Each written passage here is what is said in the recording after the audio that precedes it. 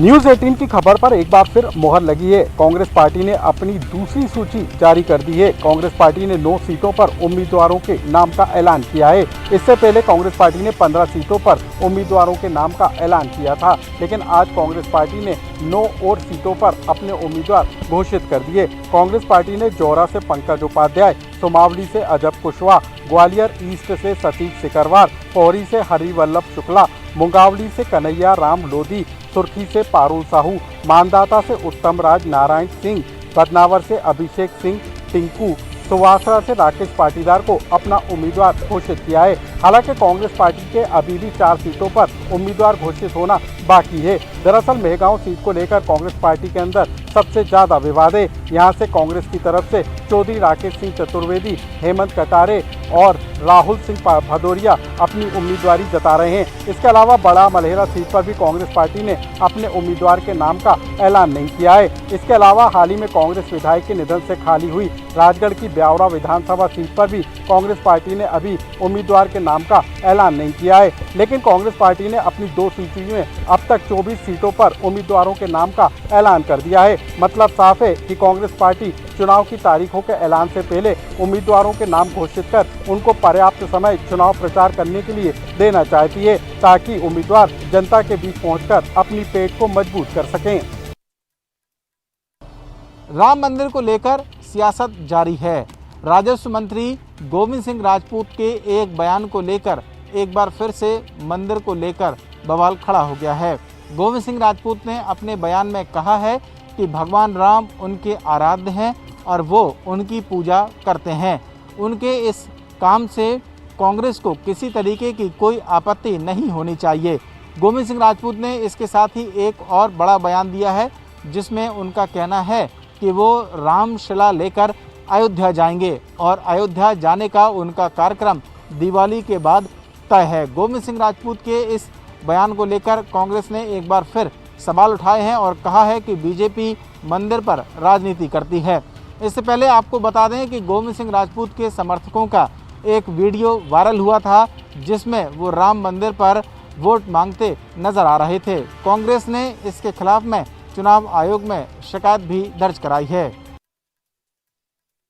Bhopal railway station के VIP rest house में gangrape के मामले में अब वीआईपी ट्रीटमेंट आरोपी को देने का मामला सामने आया है। इस मामले में जो आरोपी राजेश तिवारी बनाया गया था, उसे कल रात को ही घटना के बाद युवती की शिकायत पर जब एफआईआर दर्ज हुई थी, उस समय गिरफ्तार कर लिया गया था। दूसरे आरोपी आलोक मालवीय को भी गिरफ्तार कर लिया गया था। इन दोनों ही आरोपियों को सस्पेंड रेलवे के द्वारा कर दिया गया है। लेकिन यहाँ पर जो दूसरी तस्वीर सामने निकल कर आई, उसमें वीआईपी ट्रीटमेंट आरोपी राजेश तिवारी को देते हुए तस्वीरें कैमरे में कैद हुई है। न्यूज़ 18 के कैमरे में वो तस्वीरें कैद हुई हैं, जिसमें आरोपी को लॉकअप की जगह पर जो दूसरा कक्ष है, जो कि प्रधान आरक्षक लेखक का कक्ष है, वहाँ पर आरोपी को रखा गया। वहाँ पर आरोपी को सुबह नाश्ता दिया गया, आरोपी को वहीं ठहराया गया, जबकि उसकी जगह सलाखों के पीछे, यानी लॉकअप जो थाने के अंदर आरोपियों के लिए बनाए जाते हैं, वहाँ पर होती। लेकिन यहाँ पर वीआईपी ट्रीटमेंट की शर्मिंदा करने वाली तस्वीर सामने आई है। भोपाल रेलवे स्टेशन के प्लेटफॉर्म नंबर 1 का ये वही वीआईपी रेस्ट हाउस है, जहाँ पर गैंगरेप की घटना को 2 रेलवे के अधिकारियों ने अंजाम दिया। हालांकि हम दोनों आरोपियों को निलंबित रेलवे के द्वारा किया गया, दोनों आरोपियों की गिरफ्तारी भी की गई है। और जो जानकारी मिली थी, कल आरोपियों में से राजेश तिवारी जो आरोपी है, उसने युवती को जो है यहाँ पर बुलाया था, नौकरी दिलाने का यहाँ पे लालच दिया गया था। उसके बाद यहाँ पर कोल्ड ड्रिंक के अंदर नशीला पदार्थ मिलाकर युवती को पिलाया गया। उसके बाद राजेश तिवारी ने रेप की घटना को अंजाम दिया। उसके बाद जो उसका साथी आलोक मालवीय है, उसने रेप की घटना को अंजाम दिया। तो ये गैंग रेप का पूरा मामला था। यही कारण था कि जब युवती इस रेस्ट हाउस से, क्योंकि यहाँ से चंद मिनट की दूरी पर जीआरपी थाना है, वहाँ पर जब युवती पहुँची तो पुलिस अधिकारियों ने इसको गंभीरता से लिया और एफआईआर दर्ज की और दोनों आरोपियों को तत्काल गिरफ्तार भी कर लिया। नौकरी दिलाने को लेकर क्या पहले भी आरोपियों ने घटना की थी या फिर दूसरी घटनाओं में जो है आरोपी इन्वॉल्व हैं, इसको लेकर ज़रूर अब आरोपियों से पूछताछ की जा रही है। इस बिंदु पर भी जीआरपी के अधिकारी लगातार पूछताछ कर रहे हैं, छानबीन कर रहे हैं। शहडोल में आरटीओ उड़नदस्ते के प्रभारी वीपी सिंह का एक ऑडियो वायरल हो रहा है। इसमें वे ट्रक मालिकों से पैसों का सिस्टम जमाने की बात कर रहे हैं। आरटीओ उड़नदस्ते के प्रभारी वीपी सिंह इस बातचीत के ऑडियो में किसी ट्रक मालिक से बात कर रहे हैं, जिसमें वे गाड़ियों की एंट्री के लिए पैसों के लेन देन की चर्चा कर रहे हैं। वीपी सिंह कहते हैं कि शहडोल में गाड़ी चलानी है तो 15 तारीख तक 2000 रुपये प्रति गाड़ी के हिसाब से पैसे देने होंगे। हमें रकम ऊपर तक भेजनी होती है, चाहे पैसे घर से लगाने पड़ें। इस पर ट्रक मालिक पैसे कम करने के लिए गिड़गिड़ाता है। वहीं एक अन्य ट्रक मालिक अपने पिता के कोरोना संक्रमित होने का हवाला देता है। हालांकि फिर वह यह भी कहता है गाड़ी तो शहडोल में ही चलानी है। इस ऑडियो के वायरल होने के बाद पूरे आरटीओ और प्रशासन में हड़कंप मचा हुआ है। न्यूज़ 18 इस वायरल ऑडियो की पुष्टि नहीं करता है, लेकिन सरकारी तंत्र में पैसों के लेन देन का भ्रष्टाचार पहले भी कई बार उजागर हो चुका है। इस ऑडियो में कितना दम है यह तो जांच के बाद ही स्पष्ट हो पाएगा, लेकिन इस घटना से कहीं न कहीं आम जनता के मन में सरकारी तंत्र पर से भरोसा उठ रहा है। नए कृषि बिल का विरोध छत्तीसगढ़ में भी अब तेज होना शुरू हो गया है। मुख्यमंत्री भूपेश बघेल ने आज प्रेस कॉन्फ्रेंस लेकर इसकी शुरुआत की है। जिस तरह से नए कृषि बिल को लेकर उन्होंने कहा है कि आने वाले समय में जो एमएसपी है उसको भी खत्म करने की केंद्र सरकार की योजना है। साथ ही पीडीएस और जो अन्य जो किसानों को लाभ मिलने वाले हैं, वो जो नए कृषि बिल पास हुए हैं वो पूरी तरह से खत्म हो जाएंगे। और उन्होंने निशाना साधा है केंद्र सरकार पर कि अगर किसानों को हितैषी हैं तो एमएसपी को लेकर जो अध्यादेश किसानों के लिए जो बिल पास किए गए हैं उसमें एक अध्यादेश पास किया जाए, जो एमएसपी है उसको उसमें शामिल किया जाए। लेकिन अगर इस तरह से केंद्र सरकार ऐसा नहीं करती है तो ये माना जाएगा कि किस तरह से जो उसका विरोध है कांग्रेस का वो आगामी दिनों में भी तेज होगा। और आने वाले समय में 29 तारीख को सितंबर को मुख्यमंत्री भूपेश बघेल समेत उनके मंत्रिमंडल के सदस्य और विधायक कांग्रेस के सभी लोग जाएंगे राज्यपाल के पास, राष्ट्रपति के नाम से ज्ञापन भी सौंपेंगे। तो ये माना जाए कि जिस तरह से आने वाले समय में जो नए कृषि बिल पास हुए हैं राज्यसभा में और लोकसभा में, उसका विरोध छत्तीसगढ़ में भी अब देखने को मिलेगा। कोविड-19 महामारी ने भारत में बाइक रिपेयरिंग मैकेनिकों के जीवन को भी काफ़ी अस्त व्यस्त कर दिया है। लॉकडाउन खुलने के साथ जैसे जैसे अब ये मैकेनिक अपने काम पर वापस आ रहे हैं, इन्हें अब हमारे सहारे की ज़रूरत है, जिससे कि ये अपने भविष्य को सुरक्षित कर सकें। इसको खास ध्यान में रखते हुए कैस्ट्रॉल एक्टिव ने नेटवर्क 18 के साथ मिलकर प्रोटेक्ट इंडियाज इंजन नाम के एक पहल की शुरुआत की। इस कैंपेन को अपना भरपूर समर्थन देने के लिए मिस्ड कॉल कर दें इस नंबर पर। नंबर है 7574003002 या लॉग ऑन करें www.protectindiaengine.com पर। आने वाले दिनों में आपका ये संकल्प बहुत मददगार साबित होगा, ये सुनिश्चित करने में कि हमारी जिंदगी बिना रुके आगे बढ़ती रहे।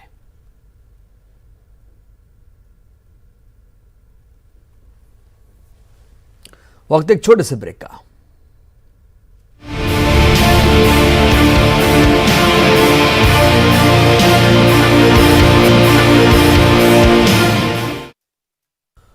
ब्रेक के बाद हाजिर हूं। कोरोना संक्रमण के दौर में स्कूल नहीं लग रहे, ऐसे में बच्चों को ऑनलाइन पढ़ाई के लिए मजबूर होना पड़ रहा है। जब बच्चों को पढ़ाई के लिए सबसे ज़्यादा ज़रूरत है तो कुछ शिक्षकों ने बच्चों को पढ़ाने का बीड़ा उठाया, जिसकी हर कोई तारीफ कर रहा है। यकीन मानिए इस रिपोर्ट को देखने के बाद आपको विश्वास हो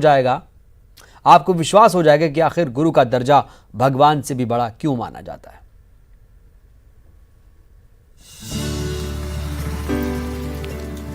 गुरु गोविंद दो खड़े काके लागे पार, बलिहारी गुरु आपने गोविंद दियो बता। जी हाँ, हमारे देश में गुरु का दर्जा भगवान से भी बड़ा माना जाता है। गुरु के ऊपर ही युवाओं को गढ़ने की जिम्मेदारी होती है। अनेकों ऐसे उदाहरण हैं, लेकिन हम आज आपको दो ऐसे शिक्षकों से मिलवाने जा रहे हैं जिन्होंने मिसाल पेश की है और इनकी अब हर कोई सराहना कर रहा है। सबसे पहले बात कोरिया की, जहां लॉकडाउन लगने के बाद से ही अशोक लोधी ने बच्चों को पढ़ाने का जिम्मा उठाया। लॉकडाउन के दौर में बच्चों को बेहतर शिक्षा देने के लिए अशोक लोधी ने क्या खूब तरकीब निकाली। सिनेमा वाले बाबू के नाम से मशहूर अशोक लोधी शासकीय प्राथमिक शाला भाटापानी के शिक्षक हैं, जो रोजाना अपने मोटरसाइकिल में LED टीवी बांधकर बच्चों की पढ़ाई के लिए निकल पड़ते हैं और मोहल्ला मोहल्ला पहुंचकर बच्चों को इकट्ठा करते हैं और उन्हें फिल्मों, कार्टून और संगीत के जरिए पढ़ाने का और जागरूक करने का काम करते हैं। सिनेमा वाला बाबू, ये कैसा मेरा खुद का विचार हुआ कि बच्चे सिनेमा वाला बाबू नाम सुन के बहुत जल्दी मतलब आकर्षित हो जाए, दौड़ के आ जाए। इससे जो है हमने ऐसा विचारा है कि सिनेमा वाला बाबू मैं रखूं और बच्चे आकर्षित होके दौड़ के मेरे पास आ जाए और पढ़े।